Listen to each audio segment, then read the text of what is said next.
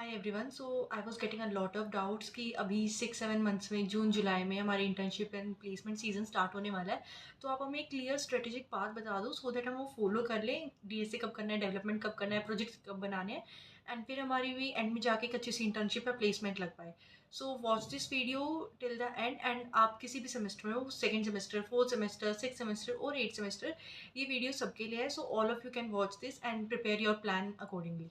Those who are new on my channel, I am Upasna. Currently, I am doing my 6 months internship in SAP in Bangalore, and I am upcoming associate Java developer in SAP.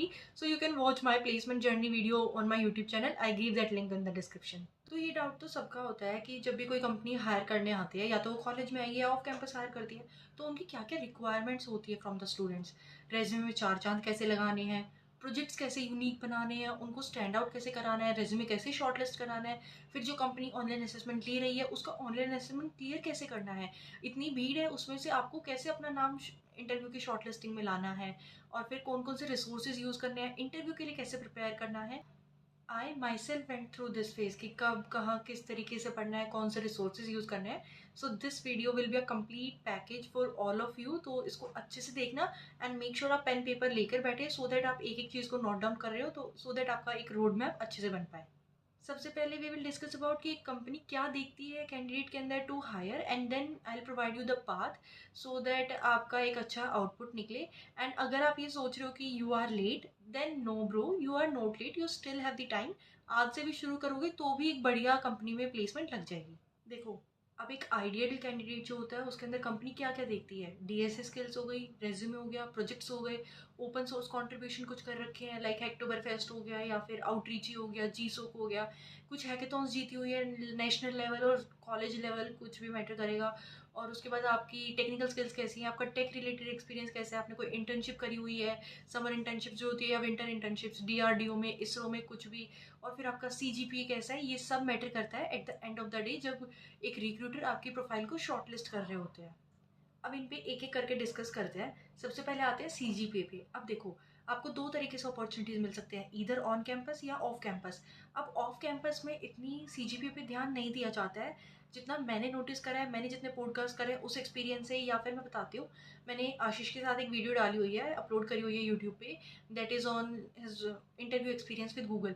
तो उन्होंने Microsoft में apply किया था, उनकी CGPA 9.99 थी, still his resume was not getting accepted. क्यों? क्योंकि उनके एक्सपीरियंस सेक्शन में कुछ नहीं था. बट एज सुन एज उन्होंने मेंशन किया कि I am upcoming SW intern in Google, तुरंत उन्हें ओए का लिंक आ गया. सो सीजीपीए ऑफ कैंपस में इतना मैटर नहीं करेगी. आपका रेज्यूमे, आपका ATS score of the resume और आपके प्रोजेक्ट्स देखे जाते हैं. बट अगर वहीं पे ऑन कैंपस अपॉर्चुनिटी है, कॉलेज में कंपनीज आ रही हैं, तब बिल्कुल ये मत सोचना कि कम सीजीपीए से एक हाई लेवल कंपनी में प्लेसमेंट मिल जाएगी. बहुत रेयर चांसेस होते हैं. सबसे पहला जो क्राइटेरिया होता है शॉर्टलिस्टिंग का, वो सीजीपीए का होता है. कंपनी आती है, एक सीजीपीए बार बताती है टीएनपी को, आपके प्लेसमेंट सेल को, कि हमें इसी सीजीपीए से ऊपर बच्चे चाहिए, इससे नीचे we will not allow. Dead या active backlog we will not allow. तो अपनी ना तो बैक लगवाना कम अब आने वाले टाइम में, और ना ही सीजीपीए नीचे जाने देना, क्योंकि मोस्ट ऑफ द कंपनीज 7, 7.5, 8 या 8.5 पे भी चली जाती है. JP Morgan Code for good की वीडियो मैं डालूंगी और उसमें देखना, उनकी 9.99 सीजीपी थी, तब जाके उन्हें फिनाले में वो हुआ था, एक्सेप्टेंस मिली थी. तो जो भी बच्चे 8 या 8.5 वाले थे उन्हें भी ऑनलाइन असेसमेंट का लिंक नहीं आया था. तो तुम देख सकते हो बहुत कंपटीशन है, तो सीजीपी पे तो ध्यान देना बहुत इंपॉर्टेंट है. ठीक है. Then coming to your projects. अब रेज्यूमे में फिल करने के लिए सिर्फ प्रोजेक्ट्स नहीं होते हैं, वो दिखाते हैं कि आपकी स्किल्स कैसी हैं, आपकी प्रॉब्लम सॉल्विंग स्किल्स कैसी हैं, आपने कोई रियल लाइफ प्रॉब्लम सॉल्व करी है, आप उस पर आपका ओपिनियन दिखाते हैं.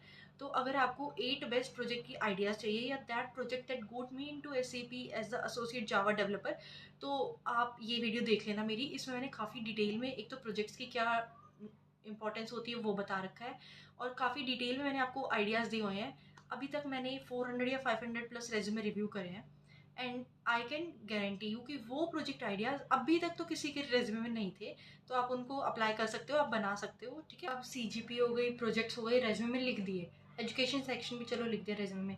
अब और क्या क्या ऐड कर सकते हैं रेज्यूमे में, आपकी टेक रिलेटेड अचीवमेंट्स, कुछ ओपन सोर्स कॉन्ट्रीब्यूशन है, आपने एमएलएच फेलोशिप करी, या जीसोक में पार्टिसिपेट करा, या आउटरीची में करा, या बहुत सारे और भी ओपन सोर्स कॉन्ट्रीब्यूशन होते हैं वहाँ पे गए, या फिर कोई टेक रिलेटेड एक्सपीरियंस है, कुछ प्रीवियस इंटर्नशिप्स करी, वो सब लिख सकते हो आप. अब रेज्यूमे में एटीए स्कोर भी इंक्रीज़ करना होगा, तो रेज्यूमे वर्डेड वेबसाइट पे जाना और वहाँ पे चेक करना अपना एटीए स्कोर और उसके बाद उसको इम्प्रूव करना।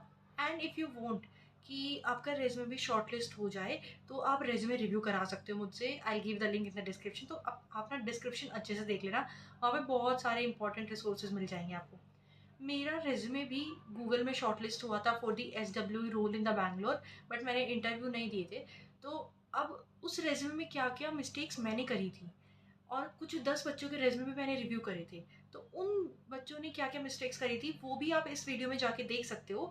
ये कंप्लीट वीडियो है फॉर द रेज्यूमे। अच्छे से देखना इसको और अपना रेज्यूमे खोल के रखना, सो दैट आप देख लो कि आपने वो मिस्टेक ना कर रखी हो। और अगर आप चाहते हो कि आपकी भी मिस्टेक्स को रेक्टिफाई कर दे, तो रेज्यूमे रिव्यू करा लेना। ओके, अच्छे से जॉब डिस्क्रिप्शन पढ़कर ही रेज्यूमे सबमिट करना। सब कंपनीज के लिए एक रेज्यूमे सबमिट नहीं करना है, क्योंकि हर कंपनी के अलग अलग स्पेसिफिकेशंस होती है, रिक्वायरमेंट्स होते हैं। किसी को ML इंजीनियर्स के रिलेटेड प्रोफाइल चाहिए, किसी को सॉफ्टवेयर के रिलेटेड चाहिए, किसी को वेब डेवलपमेंट, किसी को ऐप डेवलपमेंट। तो उन्हीं के अकॉर्डिंग करना, ठीक है। अगर टेक्निकल एक्सपीरियंस नहीं है आपके पास लिखने के लिए, तो आप या तो किसी स्टार्टअप में अप्लाई कर सकते हो, डेवलपमेंट आती है अगर आपको, या फिर आप कुछ फेलोशिप्स में कर सकते हो, वहाँ से आप कुछ प्रोजेक्ट्स बना सकते हो, उनका लिख सकते हो। या फिर रिसर्च पेपर के अकॉर्डिंग काम कर सकते हो, उसमें उसकी पब्लिकेशन है, आप वो मेंशन कर सकते हो एक्सपीरियंस सेक्शन में। ओके, अब अगर आप Tier 1 या Tier 2 कॉलेज से हो, तब तो चलो ऑन कैंपस अपॉर्चुनिटीज़ आ जाएंगी। पर अगर Tier 3 और Tier 4 कॉलेज से हो और अगर आपके कॉलेज में कंपनीज नहीं आती हैं, तो I would suggest you to follow Krishna Kumar on LinkedIn and Telegram.